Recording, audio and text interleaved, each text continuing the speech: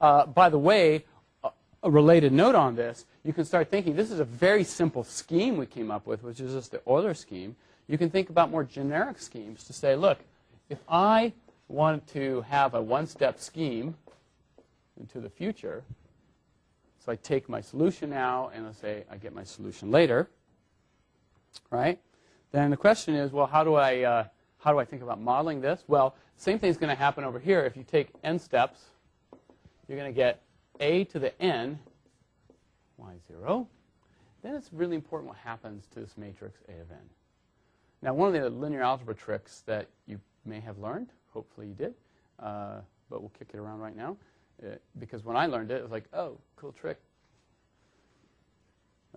That's not so useful. We never used it. It just seemed like, here's a trick. And then that's it. But here's a trick, and you can actually use it, which is to say, if you have this matrix, and this is for a matrix exponentiation, one way to do this is to multiply this matrix n times when n is huge. So you're going to do huge amounts of computation to get this. The other option is to say, well, you know what I can do with a matrix? I can diagonalize it. And here is the formula for this. And it doesn't really matter if you remember this or not. There's just this trick that says you can take a matrix and you can rewrite it as 3 matrices. Awesome trick, right? Seems like I did more work. S is the matrix of eigenvectors. S inverse is its inverse. And this lambda matrix is a matrix which is diagonal, which has all the eigenvalues on the diagonal. It's a diagonal matrix. S was the matrix of eigenvectors. But the important thing is this diagonal matrix. And when I start doing multiplications of these things, let's say a squared, it's this times itself, what happens to the s and s minus 1 when they interact? The inverses, they give you 1. Awesome. They kind of cancel out. So if you do it n times, what you end up with is the following.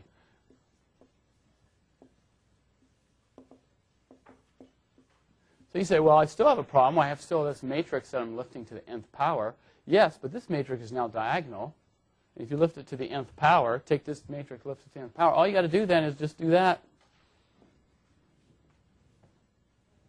Easy. Okay. What matters now then is the following. I have this object, I have this power to the nth power, and all I care about is, look, I'm lifting every one of these eigenvalues to some n, which is going to infinity. So you ask, do any of these blow up? So what's the condition on the lambda i's? You know, so if your lambda I is bigger than 1, what happens if you take a number bigger than 1 and you raise it to the infinity power? It becomes infinity. Unstable, right? So that's how you do a classification of the scheme in a more general way. It's the same thing we just did, but now it's all related to the eigenvalues of your matrix that tells you how to go from step A to step B. Okay. All right, so fine. A couple more thoughts here. Yes? We're not dealing with relative error. So when you talk about stability of iteration schemes, all you really care about is does the error grow, not whether the relative error grows. Because in this case here, you could start saying, well, what about relative error? What's going on with that? Okay, your error does go to infinity. So even if you have a very large number, you're going to still add to it another huge number. Now you can say it's relative because it's got a huge number, but when you just go to classification of is a scheme stable or not, all that matters is what's happening to the error in general. And does the error grow to infinity? And then you avoid schemes that do that. Okay. Okay. So let's do one other thing here. I'm going to contrast what we have here with the Euler method. And let's go back to do this now with, remember we had this differential equation that I just erased? Okay.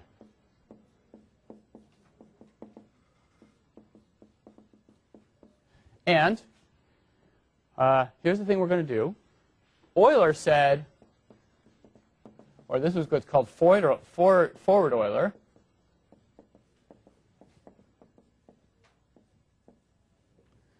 solution in the future is what it is now plus a little bit of something, and it's delta t times this function f evaluated at y of n. That's forward Euler. Backward Euler, which I talked about just at the end, is, well, let me evaluate this at the future point instead. Okay?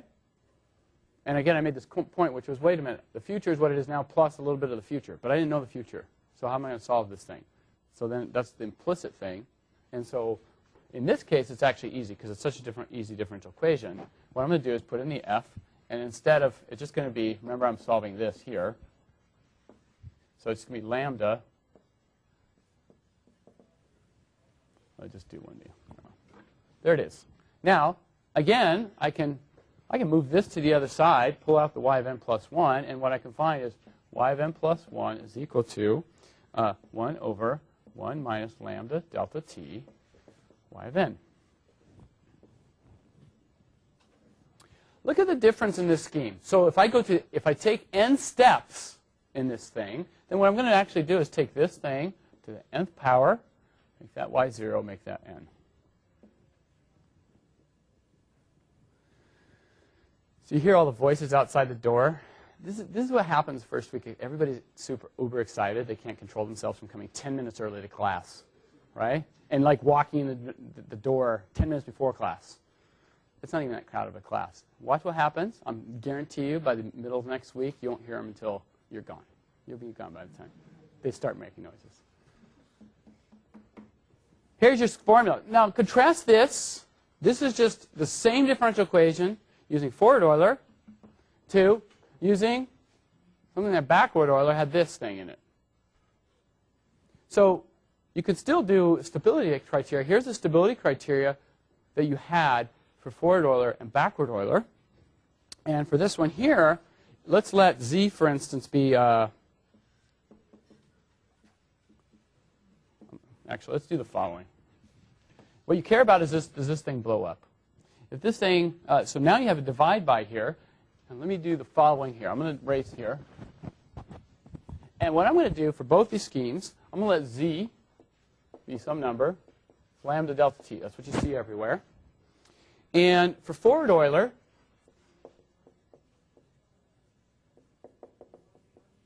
right, what we have is this thing blows up if 1 plus z absolute value is greater than 1. For backward Euler,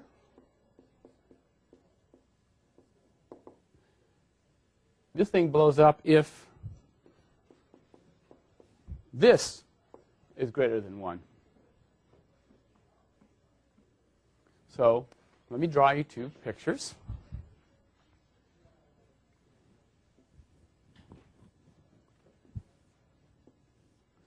This will be forward Euler. This will be backward Euler. I asked the following question. These are the criteria of when things, I shouldn't be stepping in these regions. These regions make the scheme unstable. So let me ask, where can I step and have stability or instability? So for the Euler, here it is. And it turns out this is what it looks like. In here, this is a ball of radius 1. That's stable. Everything else is unstable. So that's how that works. A little area where you can step in and forward Euler will work. Over here, here's the criteria. Here's what's unstable. Everything else is stable. Now I made this comment about people like implicit schemes because they give you great stability properties. If you can't see it from here, it's a problem. So let's just make sure you understand this figure. This figure says the following. Okay? If I'm stepping using backward Euler, all I got to do is avoid this little region. I can take a step anywhere else I want. This is like being out, well, okay. Normally, if you're going for a walk in a park, maybe you're just trying to avoid a pile while you're walking. It's the only thing you got to do.